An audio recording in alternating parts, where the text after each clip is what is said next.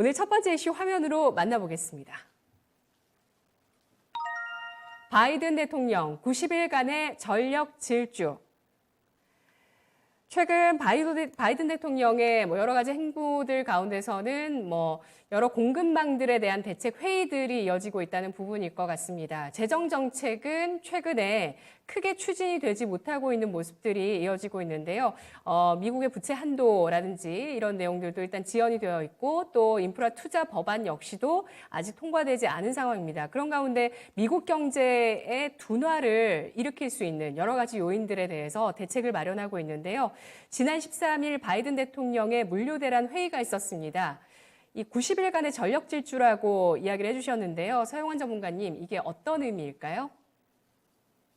예, 바이든 대통령이 극심한 물류난을 해결하기 위해서 백악관에서 그 물류 업체와 그리고 트럭 노조, 그리고 상공회의소 관계자들과 회의를 하고 항만 물류 대란 완화를 위한 대응책을 마련했습니다.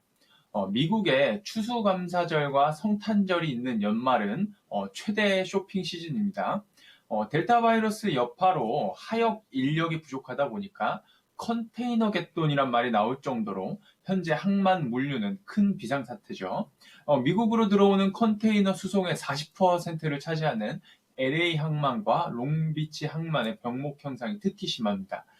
거대한 컨테이너선이 50척에서 60척 이상 바다에 그냥 떠 있고 그런 상황이라고 하죠. 이로 인해서 백악관은 LA 항만을 24시간 체제로 운영하는 안을 마련했습니다. 롱비치 항이 3주 전부터 6개 그 섹터에서 3개 섹터를 부분적으로 24시간 운영에 들어간 것에 이은 조치입니다. 또한 월마트, 페덱스, UPS 등 대형 유통 및 수송업체들도 미 전역의 상품 운송 속도 향상을 위해서 24시간 운영에 들어가겠다고 이야기를 했습니다. 아시다시피 서구권 사람들이 이렇게 24시간 운영을 하는 경우는 정말로 드문 일이죠. 백악관 당국자는 이런 노력을 90일간의 전력 질주라고 표현을 했고요. 기간을 연말까지 잡음으로 해서 연말 물동량 대란을 막겠다라는 그런 강구한 의지입니다. 상황에 따라서는 내년까지도 연장 조치도 가능하지 않을까 좀 그렇게 보고 있는데요. 이러한 소식이 있기 전에 국제금융기관 리더들 회의에서 각 금융기관 CEO들이 공급망 사태가 너무 과대평가됐다고 발언하기도 했습니다. JP모건의 CEO 제이미 다이머는 공급망 문제가 일시적이라고 발언을 했고요. 웰스파고 CEO도 이에 동조를 했습니다. 공급망 문제의 가장 큰 요인 중 하나인 선박 부족이 해결될 것으로 전망이 되면서 이들 CEO들의 발언이 설득력을 가지게 됐고요. 다만 저는 좀 이들이 너무 늦게 이런 이야기를 한 것은 아닌가 하는 생각도 듭니다. 제가 지속적으로 공급망 문제가 빠른 시일 내에 해결될 것이고 그로 인해서 인플레이션도 금방 해결될 것이다. 시장이 너무 과도하게 우려하고 있는 것이다라는 의견을 저는 지속적으로 말씀을 드린 바 있습니다. 그리고 종래에는 주식시장이 빠른 시일 내에 상승 추세에 돌아설 것이라는 것도 저도 말씀을 함께 드렸죠. 드디어 금융계 리더들이 저와 같은 의견을 말해줘서 상당히 좀 고마운 생각도 들고 있고요.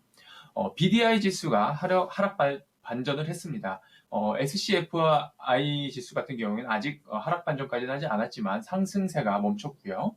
이로 인해 인플레이션에 대한 우려가 완화되면서 주식시장이 글로벌적으로 다시 전체적으로 다 추세 상승으로 돌아섰다는 의견을 드리면서 주식의 비중을 늘려야 될 때라고 강력하게 좀 말씀을 드려보도록 하겠습니다.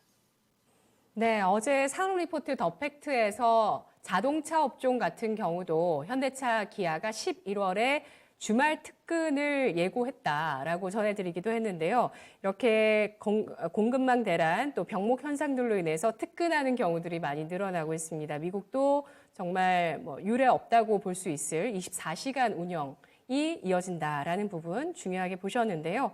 이에 따라서 이러한 대책들로 인해서 어쨌든 이런 공급발 인플레이션 대란이 좀 해소될 수 있을 것이다라는 전망을 해주고 계시는데요. 전성진 전문가의 의견도 듣겠습니다. 지금 최근에 뭐 여러 가지 요인들로 인해서 인플레이션이 일어나고 있는데 조금 전에 이제 물류 같은 경우는 하역 인력의 부족 현상이 있었고요. 기후 변화라든지 또 팬데믹 관련한 공급망의 또 훼손 혹은 또 반대로 이런 팬데믹에 따른 어떤 수요의 변화들 이런 것들로 인해서 인플레이션들이 이렇게 각 분야별로 일어나고 있습니다. 물류 분야에 대해서 어떻게 보시나요? 네, 바이든 대통령은 미국에 들어오는 컨테이너의 40%를 처리하는 용비치항과 LA항을 주 7회 24시간 체제로 운영을 하고 미국 내 운송 속도를 높이는데 민간 업체들과 협조하기로 했습니다. 월마트는 주 7일 24시간 항만에서 점포로 물건을 나르고 페덱스와 UPS는 야간 수송을 늘리는 식이라고 합니다. 문제는 해외에 있는데 코로나 여파로 중국 수출 중심 지역 항만 운영이 중단되어 있는 상태고 컨테이너를 실어나를 선박도 구하기 어려운 데다가 최근에는 폭우로 중국 내 철도 교통 마비까지 되어 있다고 합니다. 코로나 상황이 나아지기 전까지 물류대라는 당분간 이어져서 경제 회복 속도는 더뎌질 것으로 예상하고 있습니다. 네, 중국의 폭우, 이러한 기후 변화들로 인해서 물류 쪽에도 영향을 받고 있습니다. 따라서 단기간에 이러한 문제들이 해소되기는 어렵다는 입장을 제시해 주셨습니다. 서영환 전문가님과는 조금 반대되는 의견이 될 수도 있겠는데요. 서영환 전문가님, 관련주 어떤 종목 보시나요? 예, 태용로직스 준비했습니다.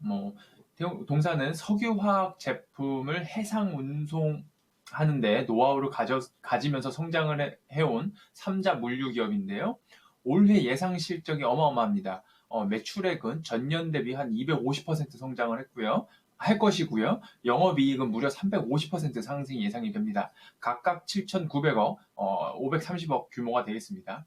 현재 시가총액이 1,500억 수준이므로 정말 극심한 저평가 상태라고 볼 수가 있죠. 동사는 막강한 협상력을 기반으로 고객사로부터 마진을 지속된 마진을 확보를 받고 있는데요. 따라서 운임이 상승할수록 이익 규모가 계속해서 커지는 그런 규모가 됩니다. 최근에는 중국의 석유화학 단지 가동률이 떨어지면서 국내 석유화학 기업들의 그 생산량이 많아지고 물동량이 많아지게 됐는데요. 동사의 모두 매출이 되겠습니다. 또한 2차전지 셀 업체들이 해외 진출 시에 동사가 장비와 소재 그리고 배터리 완제품까지 물류를 도맡을 것으로 보여서 향후 성장성도 매우 크게 점쳐집니다. 지금 시가총액은 정말 말도 안 되는 저평가라고 저는 보고요. 최소 2배에서 3배 이상의 주가 상승을 기대를 하고 있습니다. 오늘 종목 동방이 겨우 400억짜리 공시가 하나 나오면서 상한가를 치는 모습을 보였는데요. 동사는 이거보다도 훨씬 더 큰 공시들이 앞으로 좀 나오지 않을까 기대를 하고요. 더 큰 시세 상승을 기대를 해보겠습니다. 네, 알겠습니다. 유가증권 시장에 운수 창구 업종이 있어서 이 안에 해운주와 항공주가 있는데요. 태용로직스는 코스닥 시장에 있어서 해운주로 잘 분류를 방송에서도 많이들 안 하고 있습니다. 그런데 상반기 실적이 순이익이 상반기만 200억 원 정도 나오고요. 하반기 200억 친다면 한 400억 예상을 했을 때 1,500억이면은 PER이 6배 수준밖에 되지 않네요. 앞으로 실적과 또 밸류에이션 잘 지켜보도록 하겠습니다.